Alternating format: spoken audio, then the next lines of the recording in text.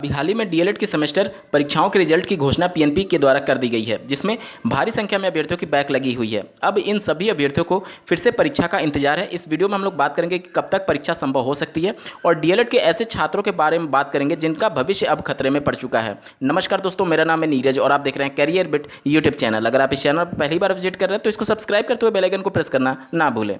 अब जो अगली बार सेमेस्टर परीक्षा होगी वह पूरी तरीके से डीएलएड 2021 बैच के सेकंड सेमेस्टर की परीक्षा पर निर्भर करेगा। डीएलएड 2021 बैच का जो सेकंड सेमेस्टर है वो अक्टूबर 2022 में जाकर के समाप्त होगा। उसके बाद ही सचिव परीक्षा नियामक प्राधिकारी कार्यालय द्वारा उनकी परीक्षा पर विचार किया जाएगा और उनके साथ ही अन्य सेमेस्टर के जो बैक पेपर हैं उनकी परीक्षा का आयोजन किया जाएगा। तो मतलब आपके पास लगभग 2 महीने का समय है। 2 महीने के बाद आपकी सेमेस्टर परीक्षाओं पर पीएनपी फिर से फैसला ले सकती है और हो सकता है कि नवंबर मिड तक आपकी सेमेस्टर परीक्षाओं का आयोजन कर लिया जाए, क्योंकि अक्टूबर में सेकंड सेमेस्टर डीएलएड 2021 बैच का समाप्त हो रहा है। उसके बाद ही परीक्षाओं का आयोजन पीएनपी करना चाहेगी और सबका एक साथ फिर से करना चाहेगी।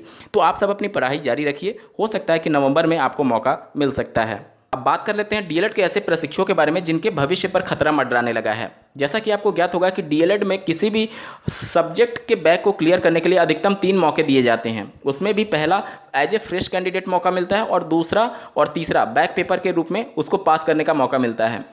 तो ऐसे अभ्यर्थी जो 3 बार अपना अटेम्प्ट समाप्त कर चुके होते हैं उनको एक प्रत्यावेदन सबमिट करना होता है एससीईआरटी में, या फिर पिछली बार की परीक्षा में आपने देखा था तो आपके डाइट पर या फिर आपके संबंधित निजी डीएलएड संस्थान पर यह सुविधा दे दी गई थी कि आप जाकर के अपना प्रत्यावेदन सबमिट कर सकते हैं। उसके एवज में बहुत से अभ्यर्थियों को एससीईआरटी के माध्यम से उनका एडमिट कार्ड जारी किया गया, यानी कि उनको चौथी बार परीक्षा में सम्मिलित होने का मौका दिया गया। ये किस प्रकार से एससीईआरटी चयन करती है ये एक समझ से परे है। हालांकि उनके द्वारा ये कहा जाता है कि ऐसे अभ्यर्थी जिनका सब कुछ क्लियर हो चुका है, किसी एक पर्टिकुलर सेमेस्टर के किसी एक सब्जेक्ट में सिर्फ बैक बचा रह जाता है, उनको ही मौका देती है। अगर आपका 2 या फिर 2 से ज़्यादा सब्जेक्ट्स में बैक है या फिर सेमेस्टर बैक है तो आपको मौका नहीं दिया जाता अगर आपका 3 बार बैक लग चुका है तो उस कंडीशन में। हालांकि ऐसे भी बहुत सारे प्रशिक्षु थे जिनको केवल एक सब्जेक्ट में बैक होने के बावजूद भी एससीईआरटी ने उनको मौका नहीं दिया था। तो ये सब चीज़ें एक तरीके से बहुत कन्फ्यूजन वाली होती हैं कि एससीईआरटी किसको मौका देती है और किसको मौका नहीं देती है चौथी बार परीक्षा में सम्मिलित होने के क्रम में। अब ऐसे अभ्यर्थी जो चौथी बार इस बार की परीक्षा में सम्मिलित हुए थे उनमें से बहुत से अब ऐसे अभ्यर्थी हैं जो चौथी बार भी असफल हो चुके हैं और अब उनको मौका मिलेगा या नहीं ये एक तरीके से बिल्कुल अंधेरे में उनका भविष्य जा चुका है। आप स्क्रीन पर देख पा रहे होंगे 4 बार मिला मौका, नहीं पास कर सके डीएलएड। यहाँ पर देख सकते हैं ये प्रयागराज से खबर प्रकाशित हुई है। शिक्षक प्रशिक्षण कोर्स डीएलएड, जिसे पूर्व में बीटीसी के नाम से जाना जाता है, 4 बार मौका मिलने के बावजूद 1000 से अधिक प्रशिक्षुओं के नाम पर लगा फेल होने का ठप्पा नहीं हट सका। परीक्षा नियामक प्राधिकारी कार्यालय की ओर से 11 अगस्त को घोषित सेमेस्टर परीक्षा के परिणाम में 1000 से अधिक अभ्यर्थी ऐसे हैं जो अब कभी भी डीएलएड की पढ़ाई पूरी नहीं कर पाएंगे।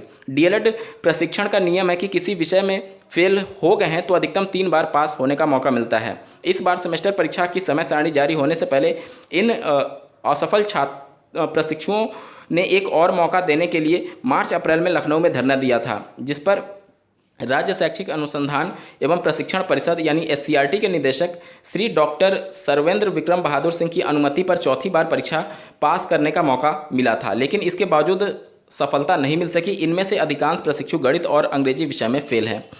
तो इन सबको अब मौका मिलेगा या नहीं ये एक बहुत बड़ा सवाल है, और अगर मौका नहीं मिलता है तो निश्चित तौर पर इनका जो पूरा प्रशिक्षण था, क्योंकि ये ऐसे अभ्यर्थी हैं जो 2017 बैच और कई इसमें से 2013 और 15 बैच से भी संबंधित हैं।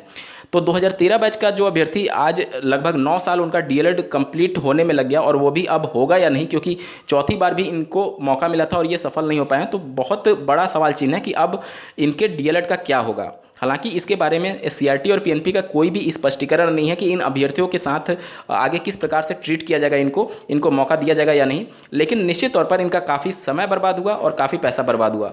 डीएलएड की जो परीक्षा की प्रणाली है वो काफ़ी एक तरीके से नकारात्मक होती है। यहाँ पर आप देखेंगे एक दिन में 3-3 पेपर कराए जाते हैं और इस बार पेपर आउट ना हो इसकी वजह से पीएनपी ने ऐसे पेपर जिसके बीच में 2 गैप थे उनमें से अभ्यर्थियों को बाहर निकलने का मौका ही नहीं दिया। तो बहुत दोषपूर्ण पद्धति है यहाँ पर परीक्षा कराने की। 1 घंटे का पेपर होता है, उसमें भी क्वेश्चंस 1 नंबर और मैक्सिमम 2 नंबर के आते हैं। तो या तो बच्चा बहुत ज़्यादा टॉप कर जाता है, मतलब कि 90% से ऊपर चला जाता है, या तो फेल हो जाता है। तो ये दोषपूर्ण पद्धति नहीं होनी चाहिए। इस पूरे मुद्दे को आप किस नज़रिए से देखते हैं कमेंट के माध्यम से जरूर बताइएगा और ऐसे ही महत्वपूर्ण अपडेट के लिए इस चैनल को सब्सक्राइब करना ना भूलें। इस वीडियो को देखने के लिए आपका बहुत बहुत धन्यवाद। भगवान करे आपका दिन शुभ हो।